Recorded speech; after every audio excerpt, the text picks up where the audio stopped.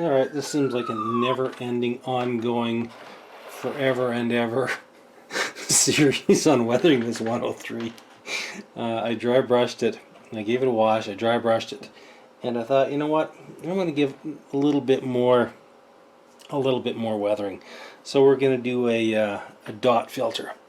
So what I've got here is you need to use an oil paint, a good quality oil paint on this. So we've got a Grumbacher Chrome Green, and we've got the MiG 502. This is the Buff, the Field Gray, and the Industrial Earth. So what I've done is I've just popped a little bit on my palette here, and just taken an old tester's brush and given it, as you can see, I've given this the turret kind of a case of the measles. So what we're going to do is we're going to just dip our brush. It's off camera here. I'm using MIG thinners. Use a good thinner, guys.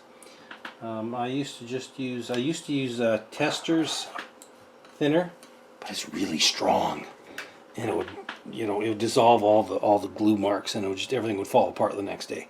So use a good thinner. I know this stuff is stupid expensive. It's like $15. It's like so go find a low odor thinner at an art supply store, which is $15. Will give you about a liter and a half, about a liter at least. So we put the dots down, and then we just start working them down. And try and keep them pulling one way. Like, oh, dude, that looks like, dude, what have you done to your mob? Don't worry about it, guys. This will all come together.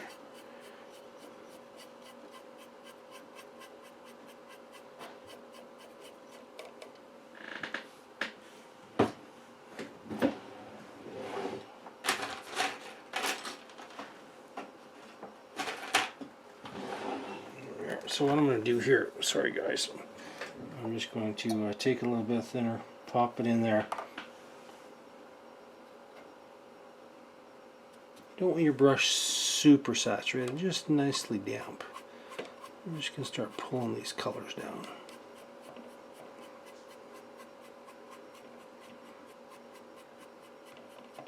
And if it's too much, just wash your brush out and pull it off. Now we'll start doing the edge.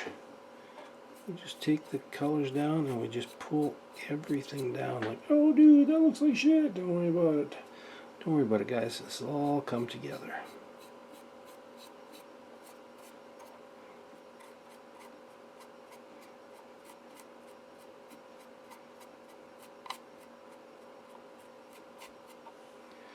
Just pull everything down. Just keep coming down every way. My son says I need to start being more like Bob Ross, a little more mellow. So we're just going to paint happy little tanks. We're just going to do some happy little turret weathering here. Everything's going to be cool and everything's going to be calm. And we're just going to carry on with our weathering. If we want to, this brush is a little bit softer. So see, it's pulling a little bit more. Now that got a little bit too greasy looking for my liking. So we'll just pull that down. We'll just do happy little turrets with some happy little weathering. Maybe I'll go paint some happy trees next. In case you don't know who Bob Ross is, well, just go Google Mr. Ross. He's really cool. He's been dead for a few years. I didn't realize he's been dead for so long. My son said, hey, did you know Bob Ross died in like 95? I'm like, no way.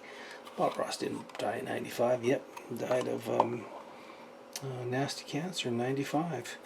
So you can see, you can now this side we're going to use a little bit more thinner than we did last time.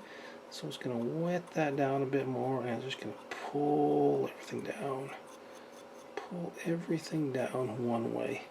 So there's a couple ways you can do it. You can use a really wet brush like I'm doing on this side.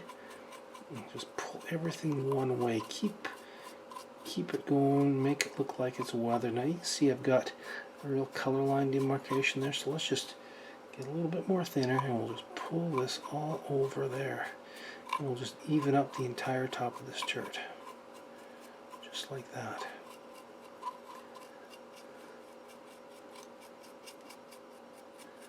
Just keep going and going and going. Now one thing you have to remember, guys, with weathering armor, weathering anything, it's not a one and done. to get a really good weathering build-up, you should weather it, get it to where you think it looks friggin' awesome. You're like, oh man, that just looks so good. And then put it away. Put it down for a week, maybe 2, maybe a month. And then come back to it. And then say to yourself, is this as good as I want it to be? Do I need more? Do I need to take a little bit off?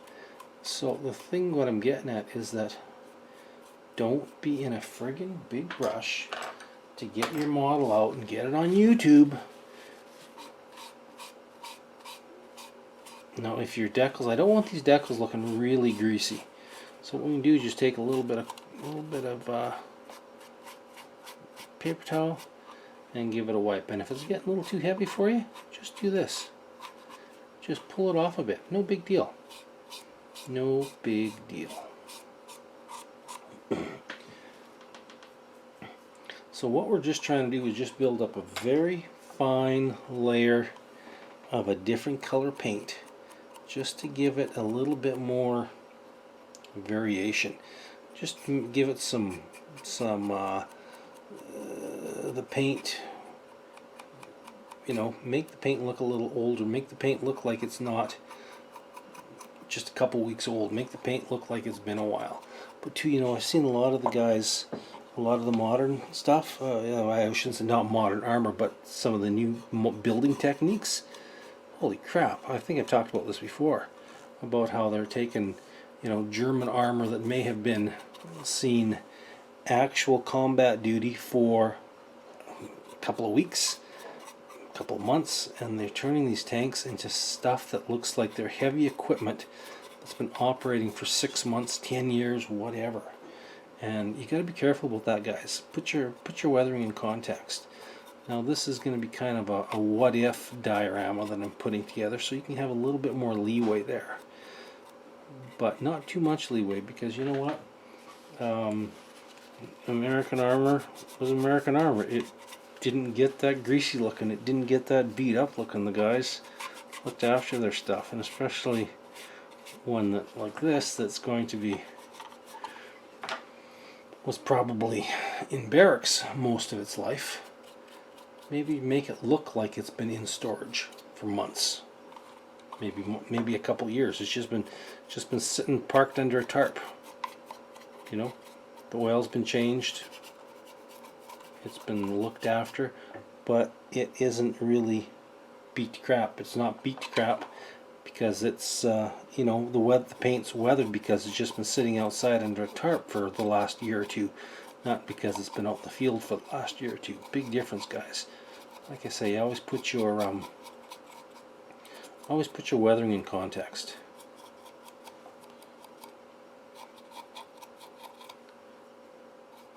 So I don't do a lot of how-to videos because they're really difficult to try and do with working on your side. Like right now I'm working over to my left so I can get this darn thing into camera, and it can get a little frustrating at times, but I'm trying to be more like Bob Ross and just have happy, mellow thoughts. Usually I'm 100 miles an hour, blah blah blah blah blah blah blah blah blah blah blah. Especially when I drive. Not a very good drive. I'm not very good in the city. Put me out in the boonies, I'll drive through anything. But man, get me in the city behind some bloody hoondog that doesn't know how to drive. Oh God, I'm losing my mind. I don't know what a hoondog is. It doesn't refer to anyone or any particular thing, but just a freaking bad driver that sees a green light and goes, green light. What should I do? Should I go? Should I sit here and play with my phone? Get your ass in gear, bleep, bleep, bleep, bleep, bleep, bleep. Yeah, I don't like driving in the city. I don't like driving in the city. So I'm trying to be a little more mellow, happy little trees and happy little models. Not fired up all the time. So there we go. There's their dot filter on it. I'll work on it a bit more, but you really don't see it. And that's the whole point of a good weathering. For the most part, you want it to be subtle.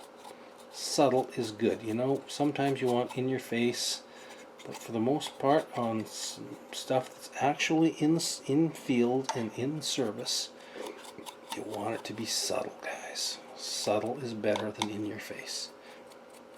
Subtle always goes farther and looks more realistic. Sometimes you want to get really, really heavy weathering and go with that. But right now, the dot filter gives you a nice, subtle weathering effect without going overboard. Alright, thanks for watching. Take care, guys.